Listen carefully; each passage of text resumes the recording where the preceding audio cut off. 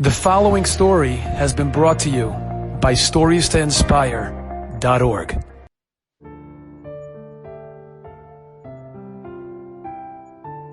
Daddy, Yes? can I ask you something? Sure. You come home from work every night. You eat a quick supper, and then you go right out the house for 2 whole hours to learn. Don't you want to relax a little bit? Chill out? Why do you run out so quickly all the time? Baruch, that's a great question. We learn in this week's Sedra, Leman tie Torahs Hashem beficha. A person should have Hashem's Torah in his mouth all of the time. What else would I do instead? I don't know. Listen to music, read a book, call some of your customers, chill out. There are lots of things you could be doing instead. But then, what will become of me? I don't understand. What do you mean? What are you trying to become? I mean, if I don't learn, then I will waste my time now. And in the future, I will just be someone who is empty and has nothing to fill them up. Do you understand me? No, not really.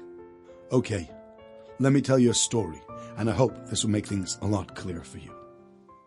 There was a man called Yankee who learned in Kollel for a number of years until he had to go out and earn a parnasa. He still continued going to shir every morning, and he also had a chavrusa at night. One day, he stopped coming to the shir. The Maggid shir called him up and asked him, "Yankee, it's been a week, and we've not seen you." I know, I'm sorry. "Are you okay? Have you been sick?" No, Baruch Hashem, I'm actually fine. So where have you been?" Don't know how to say this, but I cannot come to your shir in the morning anymore. "Why not? Why not?" I'm very busy. My business, Baruch Hashem, is doing really, really well. I just can't afford to spend all this time learning. "But Limud Torah is so important. How could you just decide to drop out?" I'm not dropping out. I still have a chavrus at night that I learn with, so I'm still learning, right? "You don't need to leave the shir. Come back. Join us again." "Sorry. Really, really sorry. But you won't be seeing me anymore." Soon after, he also started to miss his night chavrusa, and became a person who spent very little time learning Torah. Many years passed, and suddenly, one morning, he showed up to learn again at his shir in the morning. Everyone asked him, "No, what happened? You couldn't sleep last night?" Yeah, what happened? You had a fight with your wife? Oh, was the baby crying all night long?" "I don't have time to talk to you now about this. Now it's time for Limud Torah. After Shachris, maybe then I could speak to you." This made everyone very nosy. "Gee, I wonder what came over him." Yeah, he was never so stuck. What happened to him?" After davening, they all gathered around him, and they asked him, "So, what happened?" "Yeah, what's the story? What happened to you?" "Okay, let me explain it to you. Here's the story. Many of you will know that my mother has been getting progressively worse, and she's been getting older. She lived with us for a long time, but recently I realized it was getting too much." "Yankee, can you keep me company?" Sure, Mommy. I can sit with you for breakfast, but I need to go to work soon." "But I need company." I know, and as soon as I come back from work, I'll keep you company." "But I'll be lonely during the day." I know. I'll try and call you." "That's not the same." I know, Mommy. I know it's not the same, but I do have to go out and make a living also. I can't sit with you all day long. "Also, your kids are making such a lot of noise." I know, Mommy, but they're kids. It's very hard for them to keep quiet." "But I live here." I know that, Mommy, but they also live here, and they like to invite their friends. "Well, can't you stop them from bringing their annoying friends over and making all this noise?" Mommy, the kids need to have friends over. Otherwise, they'll be bored. I'm so happy that friends are happy to come over. There's so many kids that have nobody who wants to play with them. And Baruch Hashem, your grandchildren have so many friends that want to come over. Just be happy about it. "But they make such noise. I can't bear it." Okay, I'll try and ask them to be a little bit quieter. And also, I'm not really liking the food that your wife makes. Too spicy, too Mediterranean. Shawarma, hummus. I mean, what is this food? Mommy, my wife is Sephardi. That's normal food for her. But it's not Heimische food like I like it. I know, but that's what my family likes. But what about me? You don't care about me? Okay, Mommy, I'll try and ask you to put less salt and less spices in the food and make something simple for you. And by the way, the room that I'm in is too small, and I don't like your car. I think you need to get another car. It's too flashy for my taste. And while we're at it, I have a lot of other things I need to tell you about. I'm not happy about this, and I'm not happy about that. At one point, we both realized she'd be happier if she had her own place in an old age home. It would have people her age, and there wouldn't be the noise, and the food would be much more to her liking. And I promised to come and visit her twice a week, and she's been much, much happier now that she moved to this new place. Yesterday, I went to the old age home to visit her, and the lift unfortunately wasn't working, so I had to take the steps. Now, this is a frum nursing home, so that the men and the ladies have different floors. And in order for me to be able to get to my mother's room, I had to walk past the men's section of the old age home. And I rarely go through that area, but yesterday I went through it, and suddenly I heard a great commotion and screaming. And I ran into the room where the screaming was coming from, and this is what I saw. Beryl, it's 89. Chaim, it's 105. 89, 105, 89, 105. You just don't know how to count. That's why it's 89, and you just don't know it. Oh, yeah?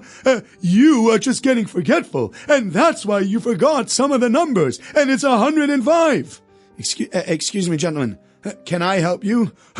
Look who came in here to try and sort things out. What would you know about all these things? Listen, I'm just trying to help you, okay? Just tell me what the issue is, and maybe I'll try to help you. You don't have to fight. Oh, okay.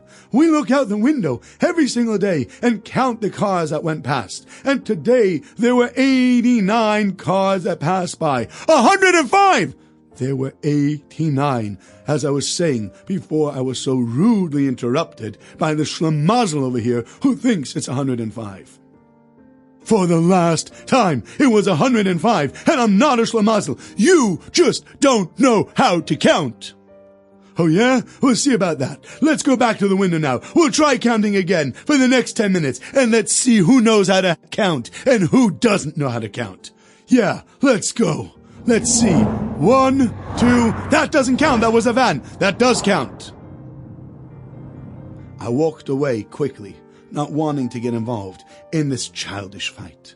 Finally, I made my way to my mother's room, and I spent a nice hour together with her there.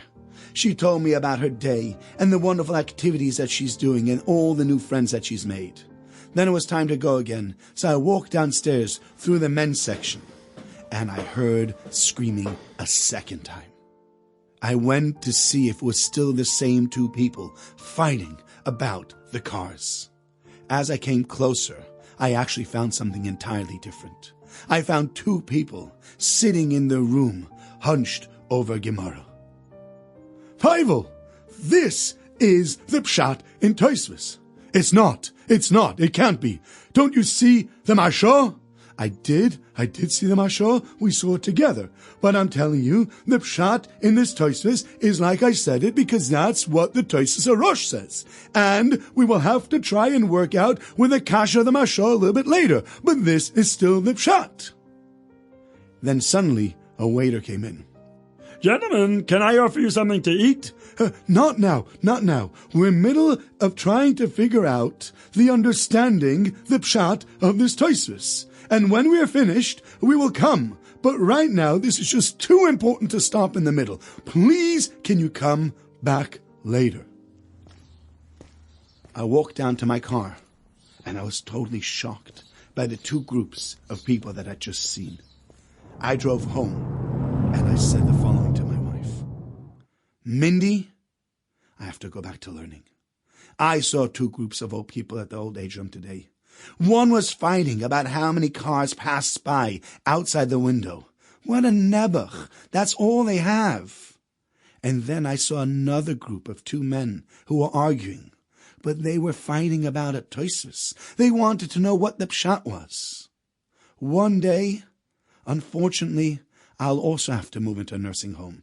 I'll also get older. But if I don't sit down now and I don't start learning some Torah, I will turn into the 2 old men who argued about how many cars have passed by. I can't allow that to happen to me. Tomorrow morning, I'm going back to my shir, and I'm starting to learn. And so this morning I came back, and I will never leave again for all the money in the world. Don't you understand? A person who doesn't learn is empty. They might be doing chesed, they might be doing many other mitzvahs, but they're still missing a big part of what makes them a real yid. So during the day, I have to go out and have to make a parnosa to be able to feed you and the entire family. But every night when I come back, I need to fill myself up. And the only thing that will make me feel whole and make me feel full and content is Torah. I love it. I love going out. I wouldn't want to do anything else. And I hope and I daven that one day you'll love it like that too, and realize how important it is to fill yourself up properly.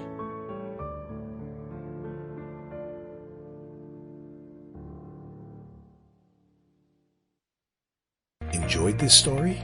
Come again. Bring a friend. StoriesToInspire.org